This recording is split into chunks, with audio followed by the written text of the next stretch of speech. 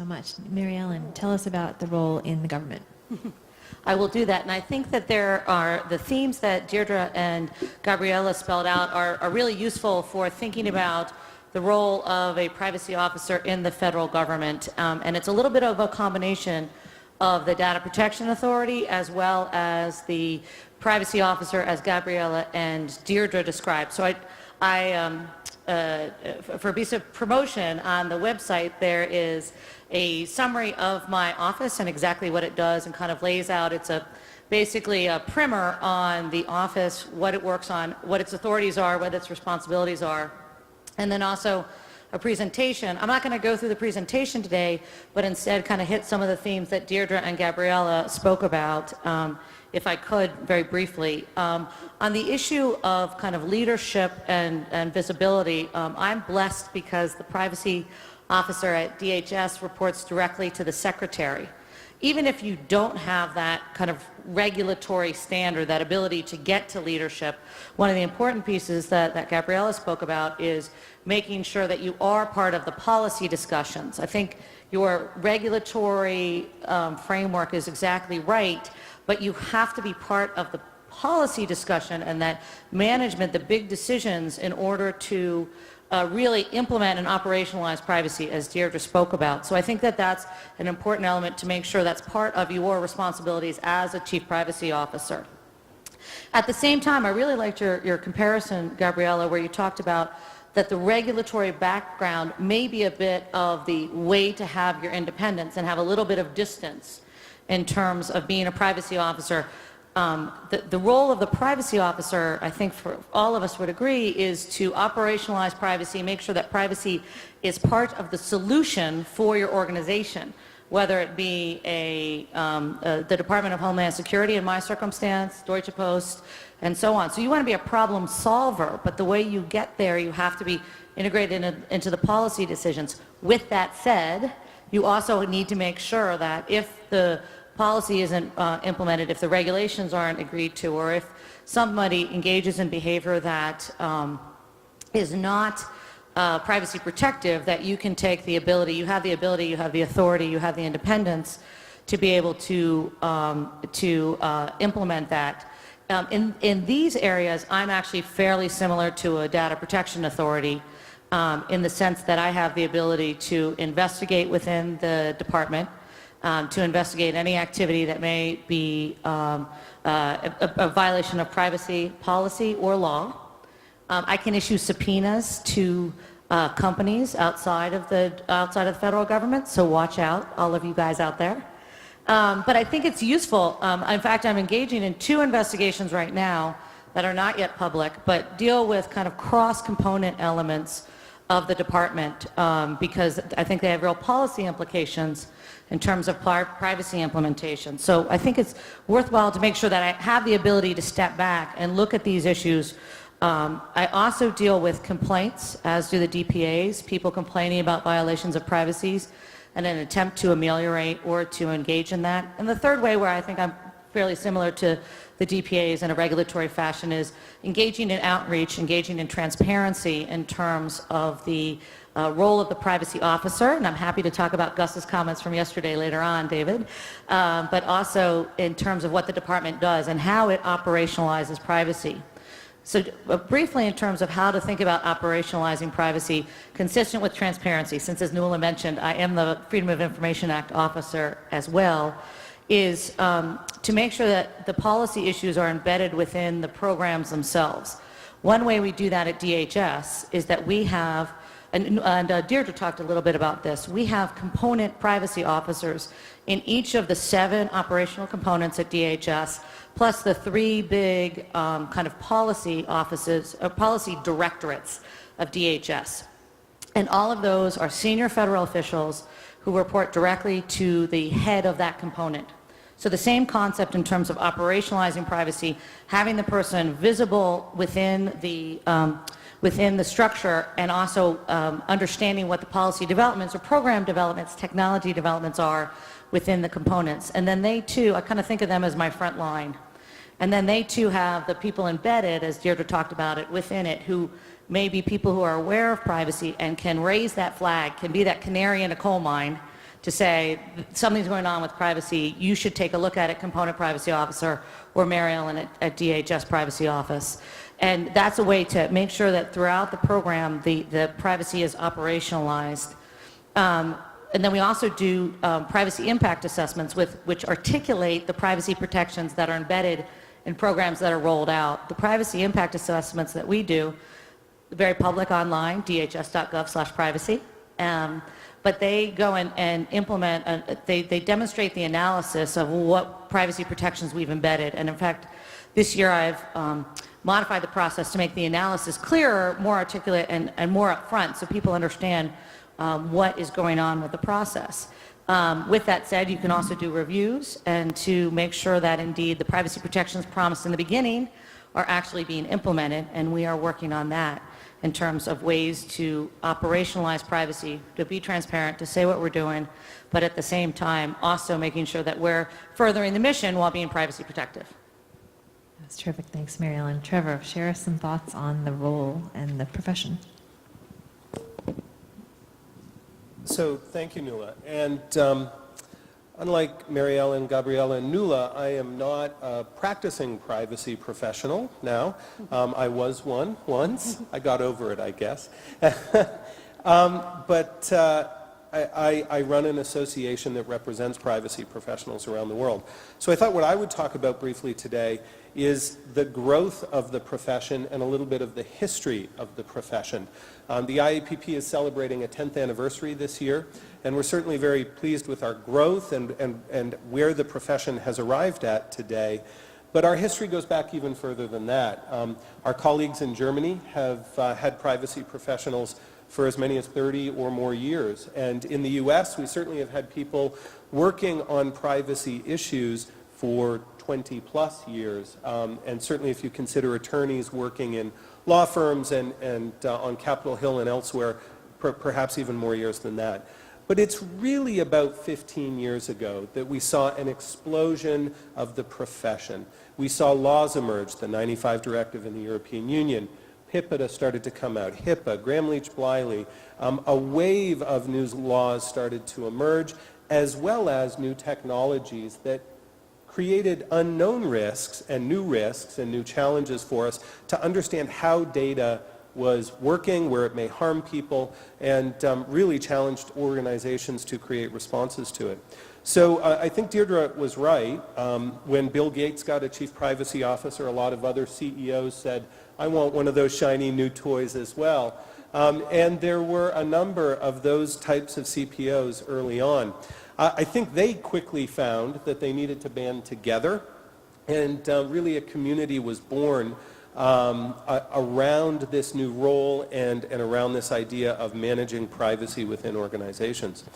From those relatively modest beginnings, the IAPP as an organization has grown, as have organizations in other countries around the world. The IAPP now has 7,500 members in 52 countries around the world. We have been growing at really a remarkable rate. Just to give you a sense of that growth, January 1st of last year, the IAPP had 5,000 members, and today we have 7,500. So in the teeth of the worst economic crisis in a lifetime, we've grown by approximately 50% over the last 20 plus months. That's really remarkable, and as much as I like to think that sometimes it's due to some good management and good products and services, it's really the issue. The issue has driven the response in the marketplace. I think the other thing that we've seen is that privacy has grown out and down within organizations. So Deirdre, Gabriella, Mary Ellen have all rightly identified the fact that first a CPO comes in the door, but very, very quickly they recognize the need for not only a core team of privacy professionals, but a liaison function around the entire organization so that they are building privacy reporting and privacy controls that come back to the chief privacy officer or to that core privacy team throughout the organization. I want to reflect just a little bit on the question that started us off, and that is, are we a profession, and if we are, do we want to be, or do we want to aspire to be? And I know there are some definitions of professions out there, and certainly when we look at professions like the medical profession or the legal profession or even the accounting profession, it's difficult for us to puff up and say, well, yes, we're a profession at this point. But I think there are a number of things that we see starting today that really suggest that privacy is a profession that will emerge in importance as the information economy continues to grow. Certainly, we see the growth of professional communities like the IAPP, also like the GDD in Germany or the AFCDP in France, APEP in Spain, Japanese Privacy Professional Organization in Japan, and our own affiliate and sister organization in Australia and New Zealand, IAPP ANZ. But we also see things like certification. We see standardization of tools, privacy impact assessments and data classifications, vendor management tools. Those sorts of things are starting to become the regular toolkit of the privacy professional. And so I think we are seeing the privacy profession mature. So while it's early days, while we still, I think, have much growth ahead of us, I think we have much to really look back on and say that something has started here, that we are at the very beginning of something that perhaps 100 years from now will be a very well-recognized profession. And I think that's a very exciting place to be. Thanks, Trevor. That's a great wrap-up. As we turn now, we are really going to put the microphone in front of you in a few minutes, and I'm going to start off with just a few questions for the panel here, but be thinking about your questions. We're going to be bringing that microphone down to you in just a minute. Building on Trevor's last comment, if we were sitting here in a panel on this subject 10 years from now, what will this profession look like? What it will be, the challenges it's grappling with, and how do we get from here to there? And I'll start with Trevor. So it's a great question, and I guess the best answer is I have hopes and dreams, but I'm not entirely sure. One of the things that I can share is a report that the IAPP did for our 10th anniversary on the future of the privacy profession. And some of the trends that we identified today, I think, may indicate some of the directions in which we are headed. First and foremost, I think we have seen a recognition within organizations of data as a corporate asset and the importance of that asset in the information economy. You know, corporations have been very good at counting their money. They've been very good at protecting their intellectual property. Increasingly, I think organizations, both public and private actually, are recognizing that data is one more asset that they need to spend a lot of time thinking about, organizing, structuring, and managing.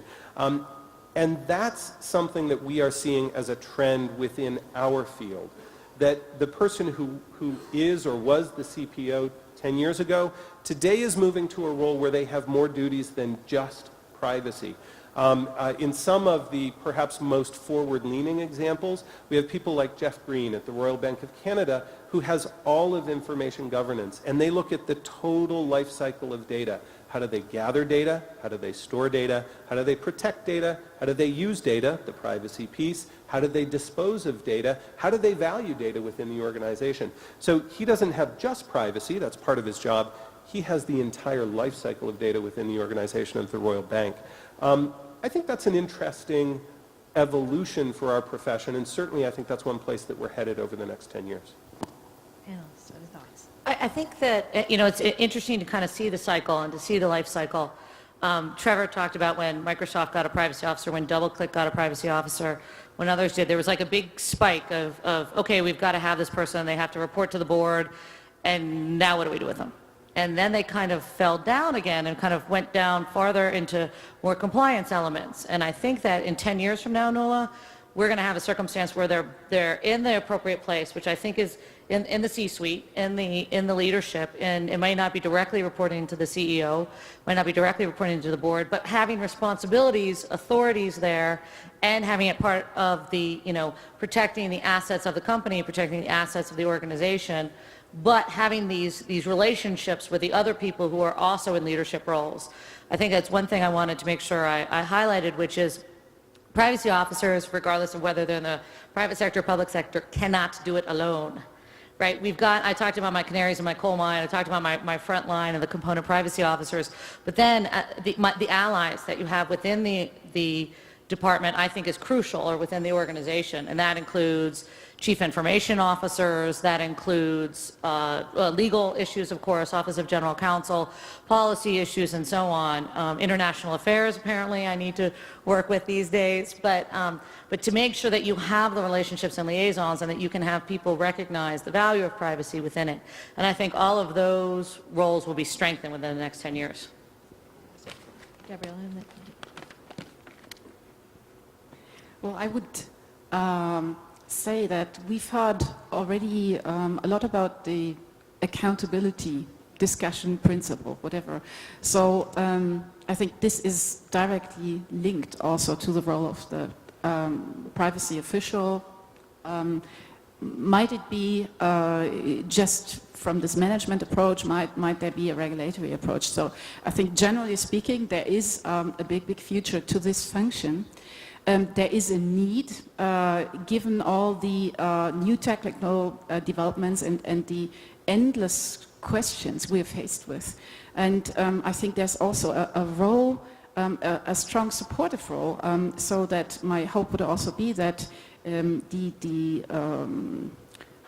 image we have now, particularly perhaps in Germany, as being something like a small authority inside a company. I don't view myself as a regulator at all. I view myself as a business supporter. I try to achieve solutions where perhaps the law itself cannot provide solutions, which is very challenging, and I think a lot of my colleagues feel exactly the same way. So I think we are bridging the gaps as best as we can. We are perhaps also kind of ambassadors between companies and business needs and regulators and legislators. So I think there's a big future and also a big responsibility for privacy officials in organizations. Yeah. So I want to draw a little bit on some of the factors in our research that we found contributed to the role of the CPO, because I think the answer to the question, where are we going to be 10 years from now, is very contingent in part on what regulators do. And so, as I mentioned earlier, that the ambiguity of the legal environment, our research suggests, is very related to the autonomy and kind of the strategic boundary spanning, interpreting the external environment, creating kind of a community of practice that involves not just other professionals but advocates and regulators. And that external orientation is in part born of that ambiguity, right? And I say this in part, as I mentioned, we've been doing these interviews in other parts of the world, and I can tell you we only recently finished coding our interviews from France, for example, but there the role of the CPO, the 10 folks that we interviewed, is quite different, and that it is much more of a compliance orientation. And I think in part that's because the legal direction is set much more externally by the regulators. Now, it's not that in the U.S. CPOs don't take compliance as a serious activity, because in fact everyone that we spoke to talked about having a general company policy, most of which were benchmarked off the EU directive, right? And so both the EU directive and the safe harbor have both been enormously important in establishing policy within U.S. companies. However, the bulk of the CPO's time was not in that compliance space. That was left for the general counsel and the legal affairs shop. What they did was trying to figure out, I think it was set up quite beautifully yesterday when Commissioner Dix talked about the importance of considering data protection and privacy issues and information that does not fit the formal definition of personal information. Right? He was saying, what are we going to do with embedded devices and sensor networks? And it was set up very lovely also in a panel that preceded this one about the Internet of Things, where all of a sudden it's not quite clear whether or not all of the IDs of these devices and whether these devices are carried by us or embedded in us or related to us, and how do we think about the privacy issues arising in that context. That's what the CPOs are spending their time doing. I think that they're, depending on how the legal framework evolves in different countries, I think the role of the CPO may be quite different.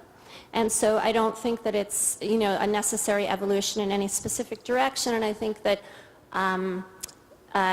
whether not taking a value on kind of the output of the CPO, right? So are there substantively better decisions coming out of one model or another?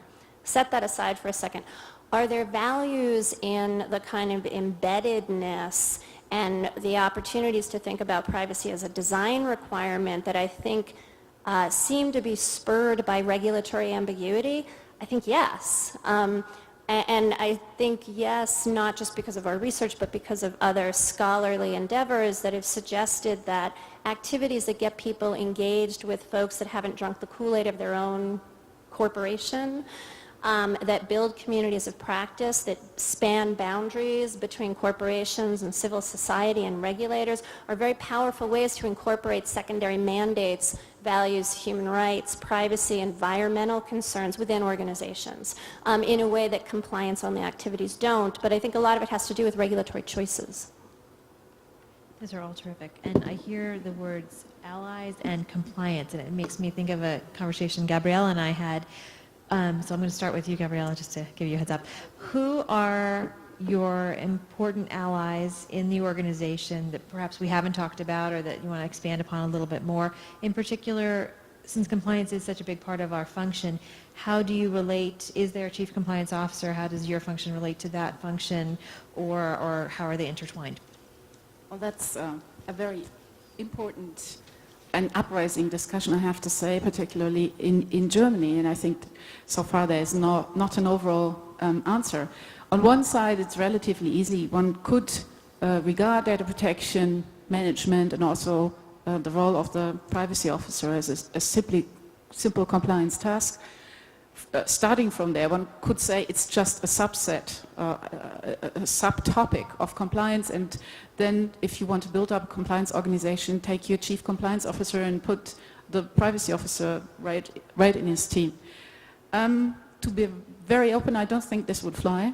I believe that compliance management itself, of course, has to be compliant, and if we talk about compliance, then I think one thing is very clear. I mean, it will always involve the question of collecting data of employees, of monitoring employees. That's the core of compliance. So if you do that, you're straight into data protection discussions.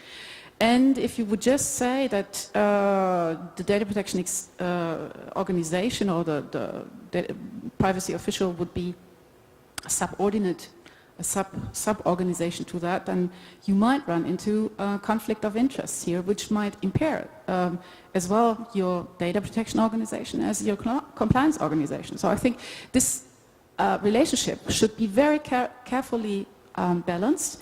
There is no one-size-fits-all solution, but these two parties are strongly interrelated in both ways. I think if you find data protection violations, you need the help of compliance to follow up with that, to bring consequences. On the other hand, as just stated, the compliance organization itself needs to be compliant with data protection requirements, and so I think both organizations should be put in a position to assist each other. That would be the best way. But I think it's a just rising discussion now, and it will be very exciting to follow up with that. Terrific. Mary Ellen. So I talked about some of my internal allies. With regard to compliance, I think that's an important element of my job, but completely agree with Gabriella that it is absolutely not the exclusive responsibility of my job, and that the privacy compliance function and the privacy policy functions need to interrelate, even if they're not, they're done by different groups, they're done by different people. The compliance officer is great because Nuala hired her. But they're interrelated functions, but they certainly need to talk to each other. With regard to kind of broader coordination, one thing I wanted to mention was in the United States government, the U.S. Congress had instructed that all basically major agencies have senior federal officials who are privacy officers. And I think that's a great model. I think that's a great thing to have put in legislation. What's also been really useful is over the past 3 years or so, that community has started to work with each other. So actually, here in Israel, I have 3 of my colleagues from Department of Justice, Department of Treasury, and Department of State who are here working together, but we also work in Washington together. So we're not all trying to figure out the same issue. I use social media. What do we do about social media as the government in terms of pushing out information or even about using information?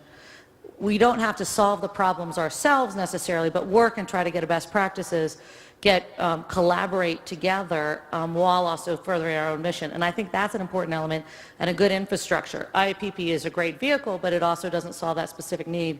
And this is a way to get people of like minds to also be allies. Any other thoughts before I go to the next question? I'm going to turn the chairs on our chair and ask the question generally into the panel. How is this all perceived by the regulators, and is there a move to consider embedding more regulatory requirements around privacy officials in organizations, or is it a helpful asset for a company perhaps that gets into trouble in front of your office or others? What are your thoughts on that? I mean, there's several interesting themes which have come out. I think there is a significant difference between the position, say, Mary Ellen is, where you are part regulator yourself and you don't have a regulator, and the positions Gabriela's in, and I'm more familiar with the position of Gabriela, and I was very encouraged by what you said about you see yourself really as a business supporter, a business enabler. I mean, I think we need clear roles, and if you like, our role is the regulator. We're to make sure you comply with the law, and your job in the business, you are part of the business, you're not part of us as the regulator, you're there to help the business get through the regulatory framework, and I hope a bit more than that, in terms of good, not just compliance with the law, but good practice as well. And so how effective you are depends not just on your own abilities, it depends on the commitment of the business. You can't be an excellent CPO in a business which isn't committed. So the two go hand in hand. I don't myself see it being the way forward to specify in legislation the detail of the Chief Privacy Officer's job, maybe not even to refer to the job. I see it as part of fitting in with a new legal framework. And we've talked already in this conference about some of the principles of accountability and organisations taking more responsibility. And I think what we need to move towards is organisations being able to demonstrate how they comply with the legislative framework, good practice, being answerable for their systems. And one of the answers is, yes, we've got a Chief Privacy Officer who is at this level in the company where they have real influence. But I don't think we need to specify that. I just think that's part of what would be an accountability arrangement. And I do think there is an element of, we work hand in hand. There's no motivator, it seems to me, that's better at getting a business to have a Chief Privacy Officer at a senior influential level than a bit of firm regulatory attention from the regulator. And, well, we talked before, didn't we, about where DoubleClick went. So I do see them going hand in hand. And the role, it comes back to what's the role in the future. It's going to be more and more important. Yes, it's not going to be a career, a profession like a doctor, but I do see it as being a career in the way, our panel are primarily career privacy officers, but I don't think many people are, certainly not in the UK. And I see us moving much more in that direction with the support of organisations like IAPP. Other thoughts from the panel? How does it affect the role if it's required by law as opposed to not? So it's a very interesting question, and we do have examples of countries where it is required or there are incentives within the law to create the role. And I'm not sure if it results in the higher level, more strategic Chief Privacy Officer. I think Deirdre's point is very, very well taken, that one of the results of regulatory ambiguity in the marketplace particularly in the United States. And having been a privacy professional a decade ago and having spent 2 weeks in conference rooms arguing with email marketers about whether a checked box was an opt-in or an opt-out, I know that that ambiguity leads to a need for people who are external facing, who are gathering data outside, who are trying to influence those answers on the outside to reduce some of that ambiguity and move us towards more stability and predictability. If that model gives us better results in the on-the-ground privacy practices of the organization, and there may be an argument that it could, I think that is something to take note of. I guess the other dynamic that we have seen, certainly in some of our sister organizations in Europe, is that when a privacy officer, data protection officer, a correspondent is required by law, or even there are incentives provided to appoint one, frequently it's tagged on as a title to someone that already has another job within the organization. So the general counsel all of a sudden becomes the data protection officer, or sometimes an external lawyer all of a sudden becomes the data protection officer. And I'm not sure if that's the most embedded and dynamic way for us to manage that role within the organization, where I think we recognize it as an important role. So in the U.S. government, it's a couple of different ways. As I mentioned, Congress required that everyone have privacy officers for like the major federal agencies, but they didn't say anything beyond that. And so each agency kind of created it differently. They initially went and added on titles. Oh, and by the way, now you're the senior agency official for privacy. Oh, and by the way, that's how I got FOIA, actually. I think that's how NULA got FOIA, was, oh, and by the way, you're also FOIA. And yeah, exactly. And so there isn't definition, and I think some agencies have struggled because they don't have that definition. Conversely, my office, as I said, I'm blessed with reporting to the secretary. I'm blessed with a very, very great authority. But now what happens is I just got the subpoena power I mentioned 2.5 years ago in the 9/11 Commission Act, and they're like, "Have you served a subpoena now? How about now? How about now?" And they're like, "What are you going to do?" Well, the subpoena power is to companies. I can serve subpoenas to companies. Unless there's a major violation, I haven't done it yet. But now they want to see that indeed I have met that very prescriptive responsibility. So I think it can cut both ways in terms of being proscriptive or being ambiguous. Other thoughts? No. Okay, now it's time for the speed round. Get ready with your questions. I'm coming down to you. But first, I'm going to turn one or two more questions to the panel. In one word, you heard Gus. Where's Gus? Is Gus here? Gus called us a bunch of janitors. Where's Gus? Thanks, in the back. sweetie. He's We'll waiting. talk later. You owe me a glass of wine for that. Jason Catlett once called us, or me personally, a crash test dummy for the organization. In one word or less, describe the role of the privacy officer. I have translator, bridge builder, that's hyphenated, ombuds-like. Go, Trevor, one word. Shout it out, come on, quick. This is Bullseye. good.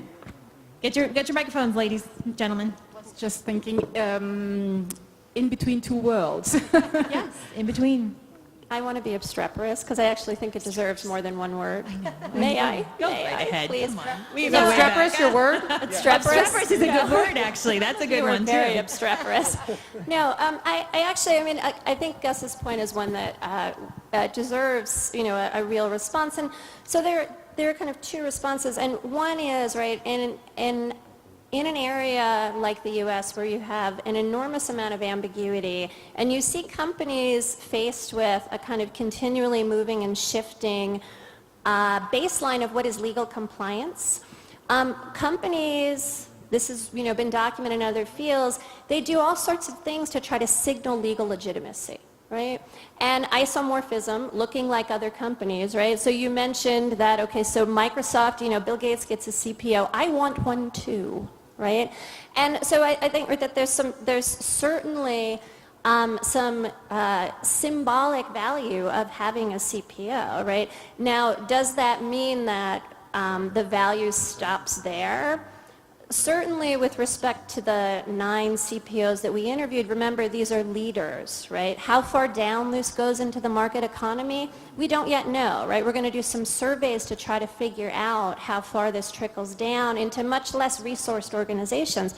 But I can tell you these people, they're not janitors, Gus.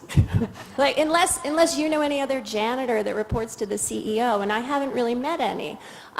Now, I think that there was another component of your kind of challenge, which was that I, Privacy International, all of a sudden don't have the same access I used to have. And one, I don't think that your access is a good indicator of how well an organization is doing on privacy. And I say that as somebody who was in an advocacy organization, right? I've worked in several of them.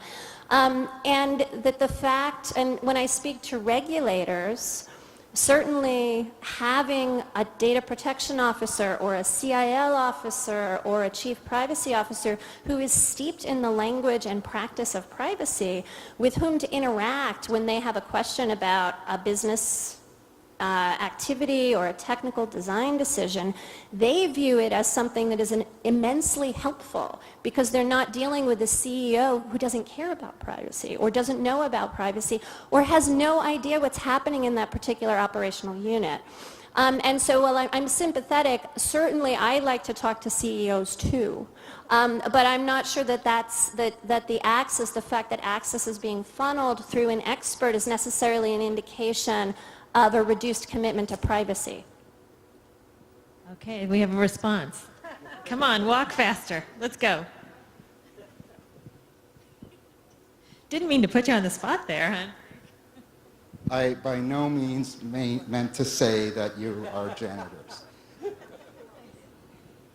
Some of my best friends are CPOs. I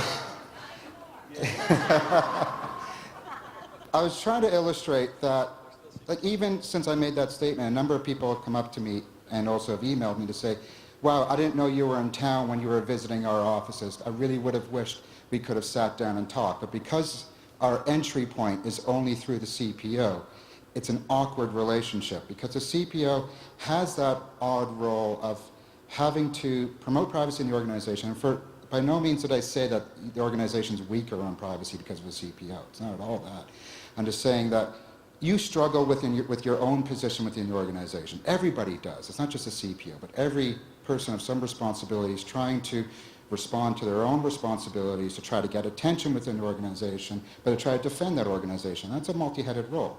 And so sometimes, if you're the only conduit, then all the discussion is about policy.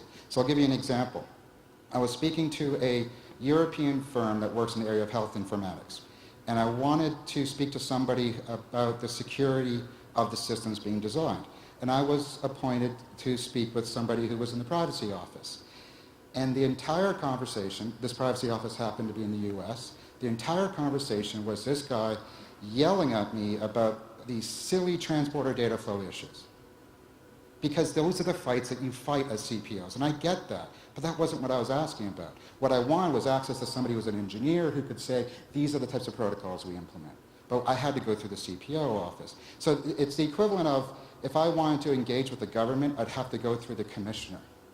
That's not the way that you engage with the government. There are many ways of talking within a company, and my only point was the CPO isn't always the best single point of contact. Nuala, if I could. Well, Gus, I think that that's a bad CPO then, because that CPO should have said, what's your question, Gus? Okay, you want to talk about engineering, you want to talk about technology, you want to talk about security? I will help facilitate that relationship. I will help facilitate that conversation. Or it maybe they're capable of having it themselves. And if they knew what your question was and they still sent to the privacy officer, then that's a bad CPO. And then that doesn't meet the standards that Deirdre has already described. Because part of the role that I see myself in is being the translator. I mean, I said bullseye as a joke because I needed one word. But to translate between the advocates and the department to make sure that the conversation takes place. I have quarterly meetings with advocates to discuss whatever issues they want to talk about. And if they say I want to talk about security, then I make sure the right person's there. So that functionality isn't maybe a problem of the CPO as janitor, it's a problem of a bad CPO who doesn't know how to support the business or the mission. Absolutely agree on that, and also coming back to the point that it's important to have this governance model and an internal documentation, who is responsible for what, and you could refer to that, and anyone in your organization has knowledge of that, so that things what you described now should not really happen. Yeah. And I guess I might describe it in two ways. It could be that they're bad. It could be that they're not as mature in their role, and it could be that they're not as strategic. And I think that the strategic part is perhaps the most important. Many of the CPOs that we met with talked about bringing people like you and like I used to be in my old role at the Center for Democracy and Technology, or from EFF or the ACLU. This one here is Bringing people like you in part because you amplify their voice when they're talking to the engineer and telling the engineer, you need to be taking this more seriously. There's nothing more valuable than being able to bring Gus in to basically help educate. And the CPOs that we spoke with actually talked very explicitly about the value of those sorts of external engagements and the incredibly important role in the U.S., where we have a very developed advocacy community right around this set of issues. And I think Colin Bennett's book, The Privacy Advocates, really documents kind of the varied roles that those individuals play in part empowering people within organizations. And this is true of any form of oversight, right? That an oversight body, as you very well said, is the best thing in some ways for a CPO, right? You empower them, and to the extent that advocates are another form of oversight and the media is another form of oversight, and you get this rich soup, and sometimes with much greater technical expertise, right, than some other parts of that oversight economy. I think a strategic CPO actually wants to leverage you, Gus. They want you talking to their engineers. At least those are the folks that we spoke with. Commissioner? I think Gus does have something of a point. The problem is, it's not a point really to be made to the people here. Because if you're here in this room, whether you're on the panel or if you're sat in the conference, you're probably not the janitor. But we do have a problem with some organisations that we deal with where, it's more commonly called the data protection officer, is a fairly low-level official, but they're the one who is expected to deal with the regulator. So when we go, and it may be that we want to come and do an audit, an inspection of the organisation, yes, the data protection officer is quite keen, very welcoming, but has to get permission. And as it goes higher up the line, we lose contact and the organisation gets nervous and talks about what are the risks here. And it's very difficult to engage with senior level management. So that can be a problem when the privacy official, the data protection official, doesn't carry any real responsibility within the business. I would like to see what the people on the panel represent much more widely the case, and I wonder how we get that to be the norm rather than, certainly in the UK, I think it is largely the exception. It's the big multinationals that have that, but the smaller businesses, it's not the same at all. Question from the audience. Yes, thank you. My name is Jeroen Terstege. I'm from the Netherlands, and I am a former CPO of Royal Philips Electronics. I want to discuss with the panel when do organizations need to start thinking about appointing a CPO? So what triggers such an appointment? And let me quote from the leaked communication from the European Commission on this issue. The Commission says, the Commission will examine the following elements to enhance data controllers' responsibility. Making the appointment of an internal independent data protection officer mandatory and harmonizing the rules related to their tasks and competences. Now, we already heard your views on those two issues, the mandatory issue and the tasks and competences in the law. And then it goes on, while reflecting on the appropriate threshold not to impose undue administrative burdens, particularly on small and micro enterprises. Now, as chair of the Dutch industry organization on privacy, I like the idea that at least the European Commission is considering administrative burdens here. But what I read here is that they are looking for a threshold in the size of the company. So maybe, I think it's in Germany it's like that, right? The size of the company decides whether or not you need to have a DPO. And in my view, whether or not a DPO is relevant for your organization is not decided by the size of the company, but by the risk profile of the company. And I would like to hear your views on this issue. Perhaps I directly answer to that, being having some experience with with the procedure you just described. Yeah, that's true. The German law currently outlines the magic number of 10. 10 employees being involved in the processing of personal data. That would be the margin for the mandatory implementation of a privacy official. Of course, whether 10 is the right number, it used to be less in the last legislation. So you can see there's some development in it, and due to discussions about reduction of populace, that if you deal with sensitive data, or if you're in the IT business, or if you are in a business with is specifically regulated, like telecommunications and postal services and bank services, for me it's self-explaining that the role is mandatory by the business need already. So I think that is the real starting point for that. So the German law has opted for a number, which of course also makes clear that the threshold is quite low, because 10 is also affects small enterprises. Yeah. So I would reflect the same concerns. I think that creating an arbitrary number as the threshold for appointing a data protection officer leads to the kind of results that we talked about before, where just anyone gets the job. Maybe it's the janitor if you're a company of 10, right? All of a sudden you're the chief privacy officer. And that's not necessarily the best answer.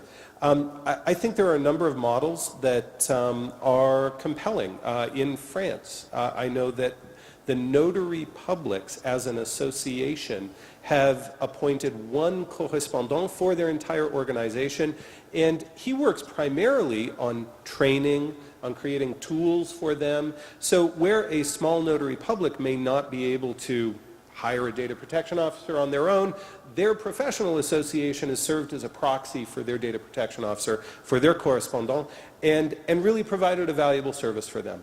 I think you're absolutely right, Joran, that there are risk profiles where a company of 10 people might absolutely need a chief privacy officer if they are a heavily data-intensive organization. You know, it's notable that Facebook, their first chief privacy officer was in the first 30 employees at the company. So I think it depends is the answer for any one given business model, any one risk profile, but I think there are a number of models for delivering the services that a privacy officer, a data protection officer might otherwise deliver, and we need to be more creative about sharing those examples around the marketplace so that we have many ways to deliver those services. My colleague and I have had a kind of bizarre experience of hearing feedback on our research about how people are presenting it. And some people are reading our paper and saying, oh, this is a reason not to adopt any new regulation. And other people read it and say, wow, ambiguity is really expensive. God, we need a lot more bright line rules, right? Which is at some level, right, if you think that the practices that have emerged under ambiguity and what we need is a lot of clarity so it makes it easier and cheaper for small businesses to be compliant, it's perfectly legitimate to say, well, that's a really expensive model, right? And I think that there is some balance that's needed between leaving, particularly if you're interested in innovation and you think that the Internet of Things and questions about whether or not information that most of us would say is not the information that we would think of as generally covered by data protection begins to emerge and present real privacy risks.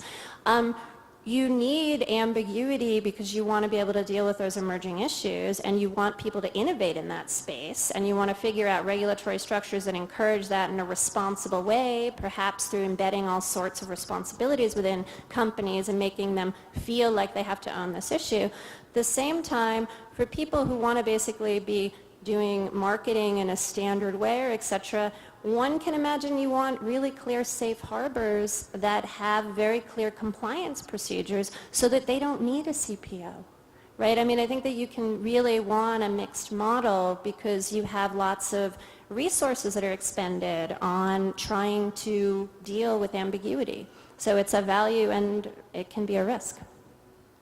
Terrific. Thanks, Gabrielle. One last remark. I don't think that the answer to that question is really, do you need a privacy official?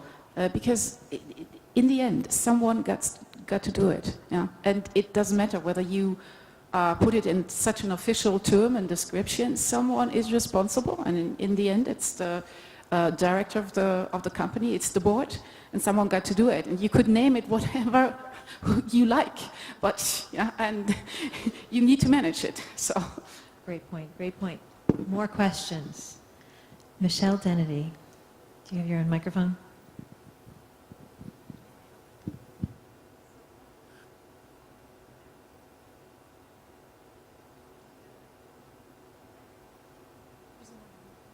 Too.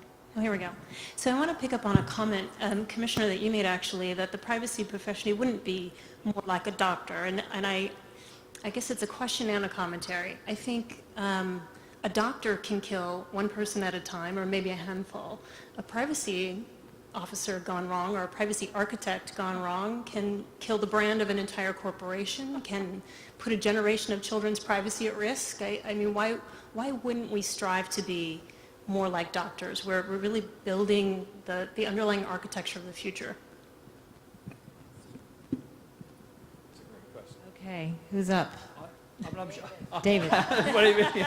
I don't have much choice. Others, I'm sure will come in as well. I mean, it's a very good point.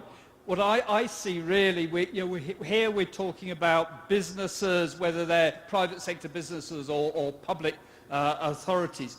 It's the business, excuse me, it's the board of directors at the end of the day that's responsible for getting it right and carrying the can. And the chief privacy officer within that is a professional person advising them, persuading them, influencing them. But it's not your personal responsibility. At the end of the day, you don't decide, I wouldn't have thought, whether the company goes for an opt-in or an opt-out. You advise them, but someone else takes that decision, and that's a corporate decision, so it's corporate liability. And I actually think in terms of effective data protection officers, also data protection regulators, we're more effective by being able, and certainly it's easier for us, by being able to impose, say, monetary penalties or fines, substantial fines on a business, than prosecuting an individual within that business for personal liability. So I'll let you off the hook, but others may not agree. Can I just build off that? I mean, I think probably a closer analogy might be the financial crisis and Sarbanes-Oxley, and right, and you remember they were like, I have to sign? Oh my God, right? This is massive, and what do I know? And do I have intimate knowledge of all of this, right? Whereas opposed to a doctor or a lawyer, like, I made the decision, I gave you the legal advice, I gave you the injection, and my level of kind of agency in that decision might be quite different. And I think the second, and for me perhaps more profound issue, is that as powerful as some CPOs may be, most of them are not the final arbiters of what a business does or what a government does, and they do get steamrolled. Right? And sometimes the decisions that are made by companies and governments are actually adverse to the advice that they were given or the consultation that they were provided. And so it would seem that it would actually, I think, hinder their ability to do their job as earnestly as they do if they were going to be held liable for the decision that their corporation made against their best advice.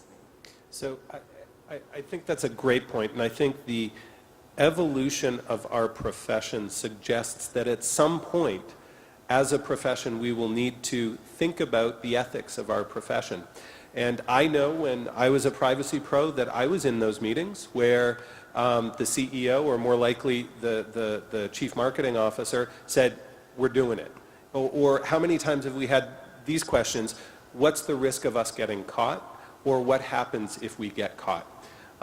Those are very clear traps for the privacy professional. I think Deirdre's absolutely right that the Privacy Pro gets steamrolled frequently in those circumstances right now. The big incongruity that I see, that I am just very, very concerned about, is the precedent that we have with the Google case in Italy over the past 18 months, 2 years, where we do have individual liability, where there actually was not individual knowledge or an actual decision by the privacy professional in hand. And those two things don't go very well together. As a privacy pro in the field, I'd be greatly concerned about getting steamrolled by my CMO or CEO when there may be individual criminal liability sitting out in the marketplace for me. I just want to, right, there's a difference between taking actions that are illegal, right, versus questions which may be in the U.S. area particularly ambiguous, right, that we're operating in an area where the law is not yet clear, right, and those are two different things. Great comment, and Commissioner Kavoukian had a comment. Before Trevor mentioned that case, I was going to say it's not about liability, and I'm still going to say that. I think that Italian case, which we've all heard about, was clearly an outlier for the most part, and I think elicited the same response, and certainly my community and your community. So I'm going to just leave that aside for a moment. I think what Michelle and I were just discussing is we're talking about accountability and the need for CPOs to have a certain role to play where they advance certain decisions. It may not be their ultimate decision, the CEO will make it, or the board, but you have enormous influence to the extent that you can get people's attention. That's your job. That's what we do. That's our job.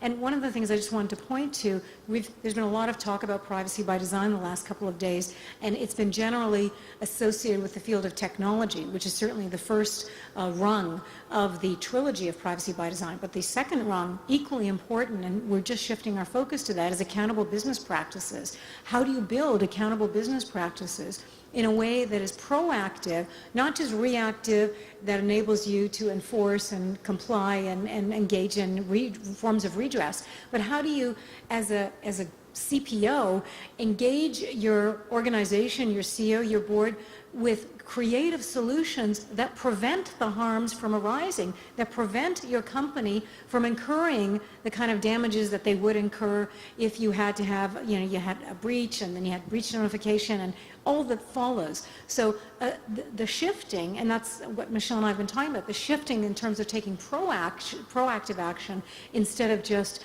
after the fact. I'd love to have your comments on that. I agree totally on that.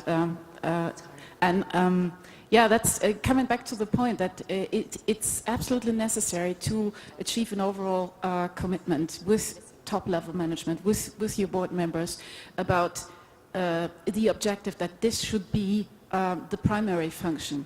I think in working on something like a founding document, as I said, it's this how we want to do it. This is the only way to move forward. Leaving aside for a moment the separate legal issues, but creating a top-down approach. What are the basic principles? How do we move forward with that? I think that is the only way also to find interfaces for this proactive management. And you can only do it with the commitment of your top-level management. And I just would like to take the chance to come back a second to this liability question. The German law addresses this question in saying that the data protection officer would only be responsible for kind of consultant for trying to achieve compliance, but not itself for the implementation of that compliance, really. In practice, of course, we have just recently have a very interesting decision of the highest civil courts in the country, which raises the questions of all these special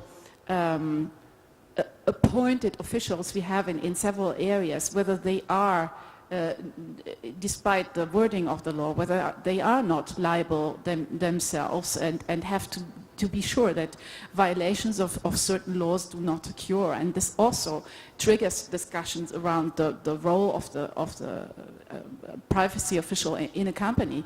And there is some value to it, but if we engage in that, of course, and if we say there is also compliance implementation responsibility in the last sense, then we talk about total different approach also in terms of resources. We must be clear then that this is not a one-man or one-woman show. Then you really have to have the resources to fulfill that, and I think that makes it so challenging if you come from that side. So if you want to have this ultimate responsibility, then you really would need a large organization. Yeah. If I could just go back to, I kind of shuddered when both Deirdre and Trevor used the word steamroll with regard to chief privacy officers, because that implies we don't have the power that we've just spent an hour and a half talking about. And I think that that's not a fair description. There may be wins and there may be losses in a very robust policy discussion, but the whole point is you don't want to get to a position where you stake out a position here and the CEO, CFO, CMO go and stake out a position here and you lose. The whole point of the CPO is to be part of the process, to not have that big spectrum, that big gap, but to get it to the middle where it's an appropriate privacy protection as well as being a good marketing, business decision, and so on. And, you know, listen, there are wins and losses in all jobs. I don't have many losses, but there are wins and losses in all jobs, but the whole point is to be part of the process so we can move it there. I think the other hard thing to judge, and picking up on Commissioner Kavukian's comment, is it's also hard to document, to judge, to gauge non-breaches, non-problems. You know, like you have helped avert situations every day. That's part of your job. Well, you can't keep track. You know, I can keep track of numbers of programs I've blown up, and I have blown up programs even when they're supposed to launch. But that's not what I want to do. What I want to do is make sure the program is implemented in a proper way, and that's the better gauge. It's also a hard metric to keep track of. We have time for just one more, if I can. Is that all right? You burning to, okay, I'm going to go to the one last question, and we're going to have to be pithy in our question and responses. Thank you. Hi, I'm Robin Gould-Soil. I'm a former Chief Privacy Officer as well. I have one comment just on this conversation about the role of the CPO and where it's going, and into the accountability principle and assigning an individual. Is there's words that are missing that are very important to make a CPO successful. And that means they have to have the authority, the influence, and the collaboration and those skill sets to be effective. It doesn't matter if you assign someone to be accountable for it. If they can't influence and they don't have access and they don't have the authority to make those decisions, they will never be successful at their job. So if you're thinking about ever-changing role within a regulation, about saying what that accountability is, authority to me is one of the most critical components that needs to be assigned to an individual who is going to take on that role. That'd be one point. The next, my comment and question is we've heard over the last few days about where new development on the internet is occurring and that we're in an open dialogue and open space, and that some of our newest technologies and applications are occurring from individuals who are at home and maybe 15 to 21 years old, who don't understand governance and don't understand laws and rules, and they're just putting out applications. How does the CPO, or how do we deal with that particular situation to educate that individual, because they are the ones that are taking on that responsibility now because they're putting it out there? That's a terrific question. And actually, it reminds me of a conversation Trevor and I had this morning about a panel that, as chairman, I'm going to get to pick my prerogative for the next year's IAPP conference, and that is teach your children.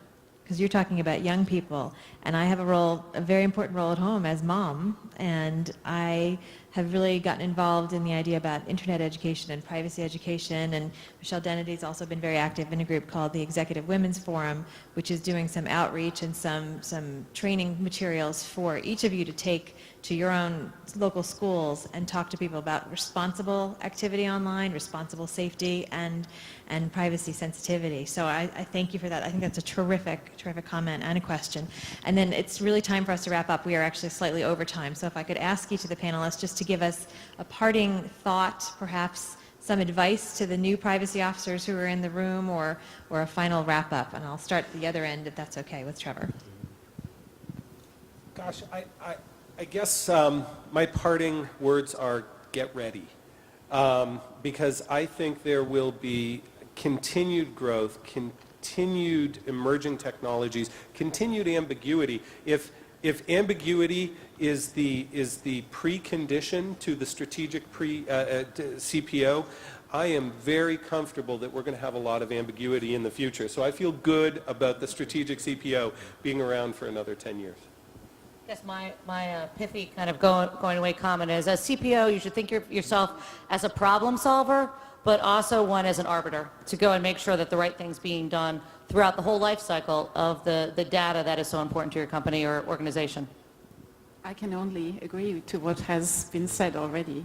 So I think, the very exciting moments about our roles and tasks is really to have the ability to participate in all these new developments, and this is a responsibility also and a chance to engage in the discussions, to help to build up these solutions for the business, also perhaps find answers for our customers, for our employees, and I can only encourage everyone in that situation to take an active part, to take a proactive part. That's a very valuable point, and that's it. I first have to say that I can't really imagine either Nuala or Mary Ellen being steamrolled.